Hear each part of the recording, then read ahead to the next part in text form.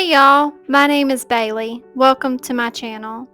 Today we're going to do 3 thrift flips. Project 1 is this vintage lunchbox. I gave it a coat or two of Fusion mineral paint in the color Carriage House. I absolutely love this green color. After the 2 coats was dry, I put on a transfer from the Millets pages. I used the little fishies, and I'm just rubbing over this with my transfer stick, and you will be able to tell when it has stuck. It will become cloudy. I'm then going to peel it off and burnish it really well. I put a couple coats of a sealer over top of this and put it in my booth, and it sold the very next day. I love how this turned out. Y'all let me know what you think. Project 2 is a set of candlesticks. I'm going to use the color Juniper in milk paint. If you have never used milk paint before, it comes in a powder form, and you want to mix 1 part powder to 1 part water. And then mix it very well for probably about 2 minutes. And then set it to the side and let it thicken for about 10 minutes.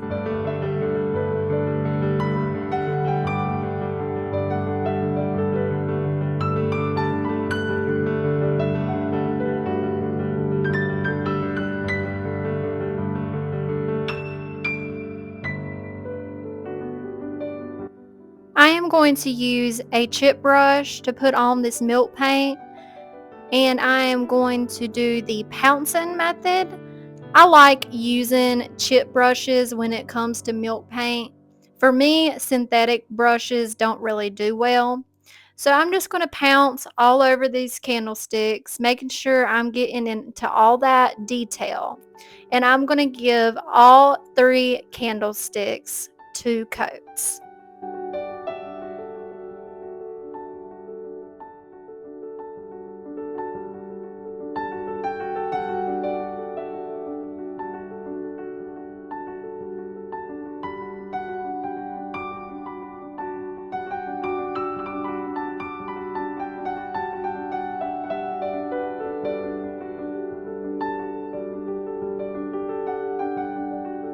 Here is what they look like with 2 coats. Next, I'm going to grab some 220 sandpaper and get off all the chipping paint, and then just kind of distress the high points on all 3 candlesticks. This is dark oil wax. It seals milk paint beautifully, in my opinion. It looks really scary going on, but it's just the freak out of the whole situation because it's so dark. But just trust the process. Apply it evenly to all 3 candlesticks. Set it to the side for about 10 to 20 minutes, and then come in with a lint-free towel and wipe off all the excess. And you will see it just deepens the color of the milk paint, and then it just stays in all those nooks and crannies. I love the way this looks. Have y'all ever used dark oil wax over your milk paint? Let me know.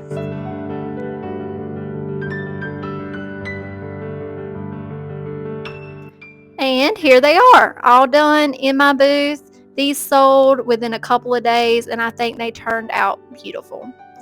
So project 3, this is a mirror that was given to me, and it went through a couple different phases. Honestly, I couldn't make my mind up what I wanted to do with it, but I started out by just casting some molds using DOS air dry clay into my trimmings. I believe this is trimmings 2 IOD mold. I dusted my mold very well with cornstarch. That's what is in that little container at the bottom of the screen. And then I rolled my clay in my hands just to warm it up, and formed it into a sausage snake shape and just applied it into the mold. And I'm using my thumbs to get all the excess off. and they turn out so good. I love that detail.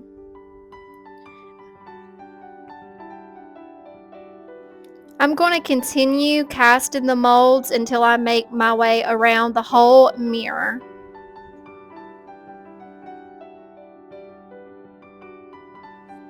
I love using this glue, Tight Bond Quick and Thick. I am going to apply it to the back of my molds and use a paintbrush to even it out. And I'm also going to apply some glue on the edges. This will help when the clay dries and shrinks. It just does that naturally, and it will help with the seams, to make the seams look better. So I'm going to go around these and just press them down gently on the edges. Don't press too hard or you will distort the details.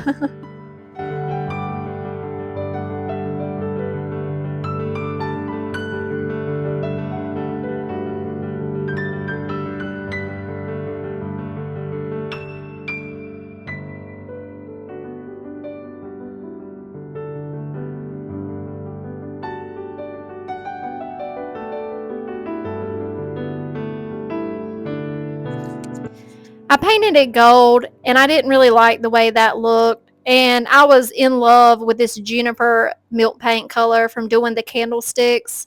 So I said, why not? I went ahead and mixed up some more and applied a good coat over this whole mirror, being sure to get in all the details in the mold.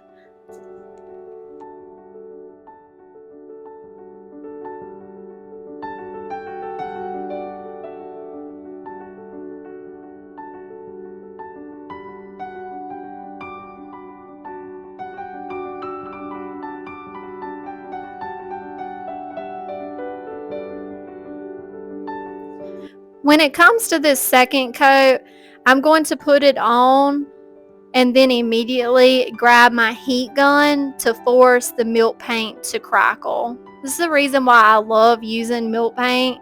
It just creates a really unique look, and then when you use that dark oil wax over it, chef's kiss. So here you can see I'm using my heat gun, and you can't really tell in the video, but some great crackling is coming up. Now I am taking Victorian Lace by Fusion, and I'm going to do 2 coats on the mirror part. I plan on putting a piece of decoupage paper in the center, so I just like to start out with a lighter color base because it really helps the decoupage paper pop. So I'm using Roy Cycled's Spring Release. I believe this is called Spring Catalog. It's the one with all the gorgeous butterflies and botanicals on it. So as you can see, I am just using my fingernail to go along the edge of the mirror to get that crease.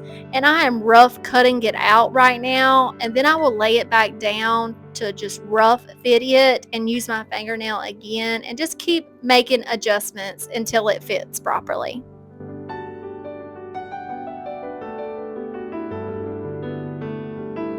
I will use polyacrylic as my decoupage medium, but first I'm going to mist my decoupage paper really lightly. This helps with wrinkles, y'all. If y'all have not tried this, please do. It is a game changer.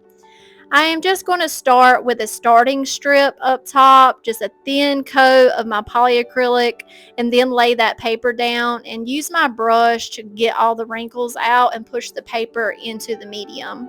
I'm going to lift the paper up, put more decoupage gel down, and then just continue along until the decoupage is all the way down.